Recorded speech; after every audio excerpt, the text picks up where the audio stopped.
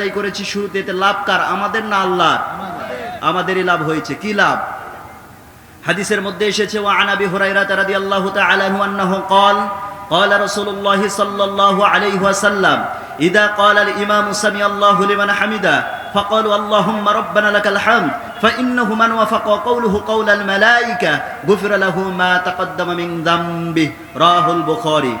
বুখারী শরীফের হাদিস, Islamic foundation কর্তৃক ছাপা, দ্বিতীয় খণ্ড 516 নম্বর পরিচ্ছেদ, 129 নম্বর পৃষ্ঠা 760 নম্বর হাদিস।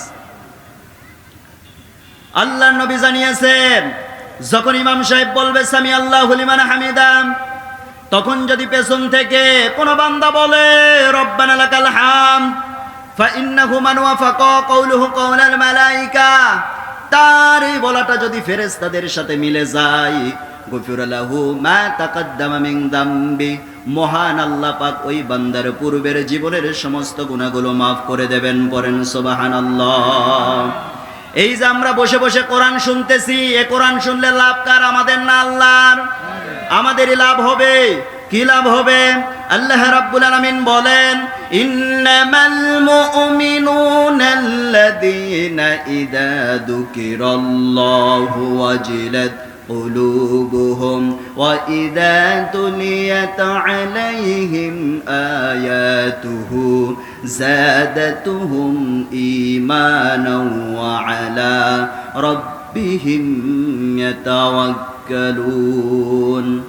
সূরা আনফাল 9 নম্বর পারা 16 নম্বর পৃষ্ঠা 3 নম্বর লাইনে 1 নম্বর রুকুর 2 নম্বর আয়াত। এটা আল্লাহ পাক জানিয়েছে, নিশ্চয়ই যারা মুমিন, আপনারা সামনে বসে আছেন, আপনারা সকলেই কি এই মুমিন বান্দাদের সামনে যখন কোরআনুল কারীম থেকে তেলাওয়াত করা হয়, কোরআনুল কারীমের তাফসীর করা হয়, কোরআনুল কারীমের দার্স দেওয়া হয়, কোরআনুল কারীমের আলোচনা করা হয়, তাদের দিলের ভিতরে যদি যাররা পরিমাণ ঈমানের দুর্বলতা থেকে থাকে, এ কোরআন শোনার সাথে সাথে রব্বুল আলামিন তাদের ঈমানটা শতগুণে বৃদ্ধি করে দেবেন। পড়েন সুবহানাল্লাহ।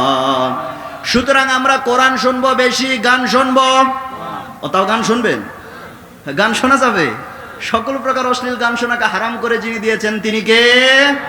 এই জন্য আমরা কোরআন শুনবো, কোরআন বুঝবো, কোরআন দিয়ে জীবন গঠন করবো ইনশাআল্লাহ।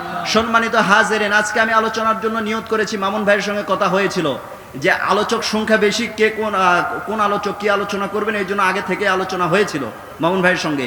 আজকে আমি আলোচনা করব